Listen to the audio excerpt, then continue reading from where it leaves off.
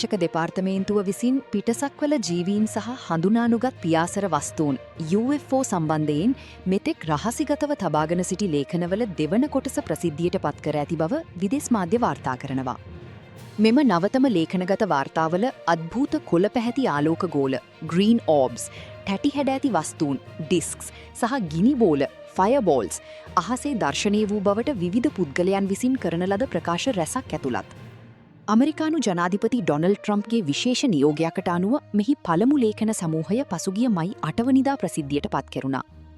1970 දශකයේ අගභාගයේදී ආරම්භ වූ UFO පිළිබඳ රජයේ වාර්තා හිලිදරව් කිරීමේ ක්‍රියාවලිය යටතේ මෙම තොරතුරු ජනගත කිරීමට පියවරගත් නවතම අමරිකානු ජනාධිපතිවරයා වන්නේද ඔහුයි.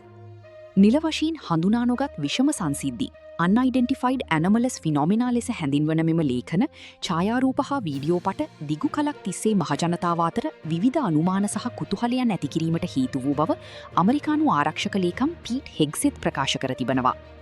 ඒ අනුව දැන් අමරිකානු ජනතාවට මේවා තමන්ගේම ඇසින් දැක බලා ගැනීමට කාලය පැමිණ තිබෙනවා යයි ඔහු සිය නිල ප්‍රකාශයේ සඳහන් කර තිබෙනවා.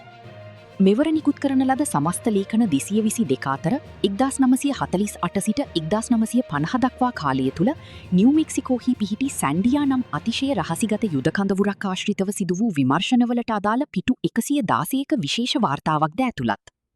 ආරක්ෂක දෙපාර්තමේන්තුවට අනුව එම යුද කඳවුරාවට අහසේ කොළ පැහැති ආලෝක ගෝල ටැටි සහ ගිනි බෝල දර්ශනය වූ අවස්ථා 209ක පිළිබඳ තොරතුරු මෙම ගොනුවෙහි සඳහන් බවයි විදේශ මාධ්‍ය වාර්තාවේ සඳහන්.